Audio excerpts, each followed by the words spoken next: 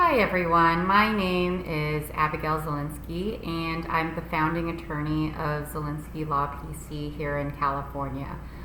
I've been a practicing employment law attorney for the past 17 years and I help employers with various issues from defense of wage and hour, discrimination, harassment, wrongful termination, to helping them draft legally compliant handbooks, policies, and procedures.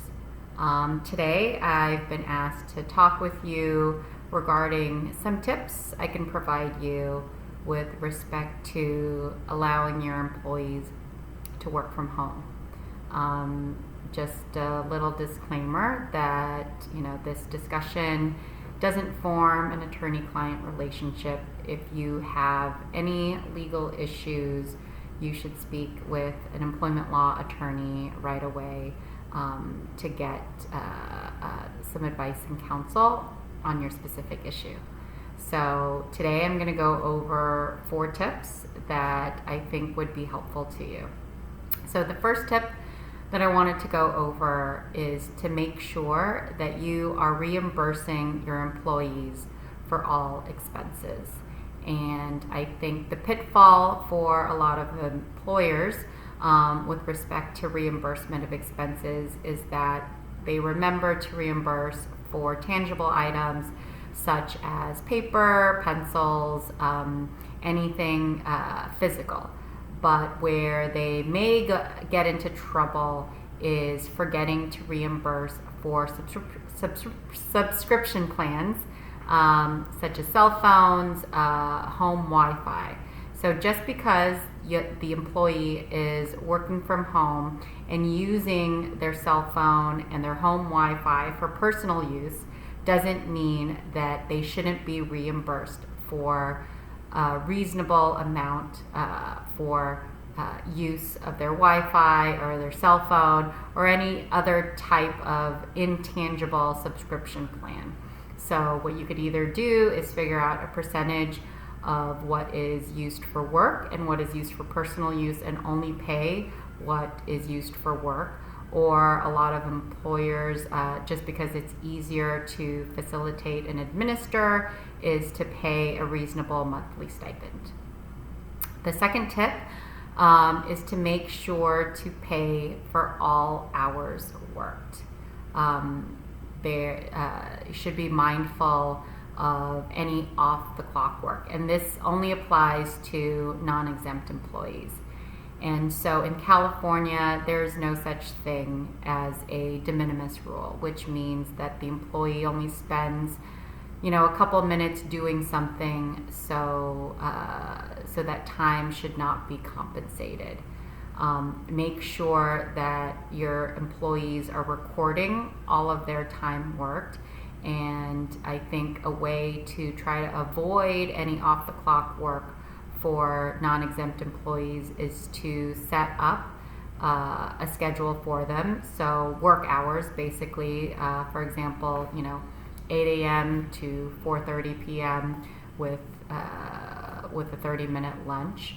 And you can also set up, I know a lot of payroll companies have set up online apps or cell phone apps where employees can clock in and clock out. And you should have a policy and remind your employees that they should only work during those work hours. And if they do have to work outside of their work hours, that they should get permission first from a supervisor or somebody that you designate. And if they are working outside of their work hours without permission, make sure that you reprimand them, document it, and put it in their personnel file to create that paper trail. And my third tip is, just because people are working from home does not mean that they should not be compensated overtime. Just as a reminder, in the state of California, if an employee is working over 40 hours in a week, overtime is triggered, but also if an employee is working 8 or more hours, over 8 hours in a workday, then they should be compensated overtime.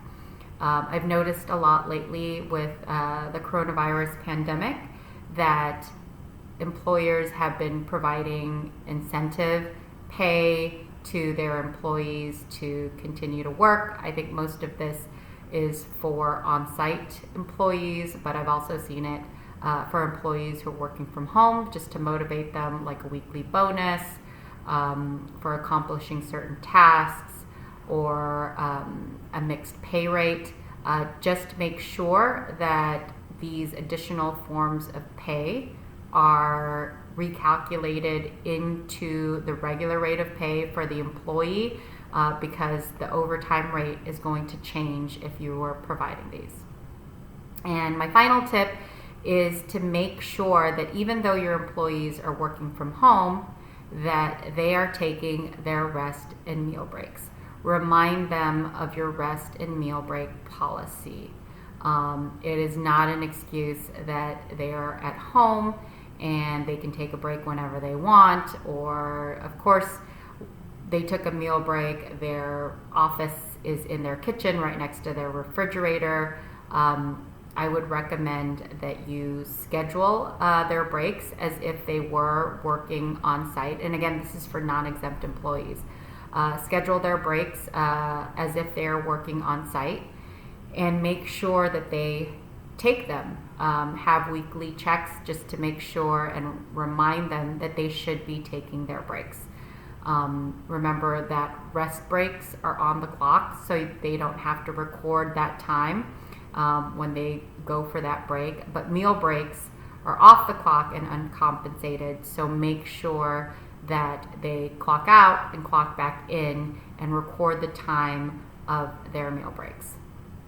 So again, my name is Abigail Zelenski. I'm an employment attorney at Zelenski Law, and I hope these tips have been helpful to you.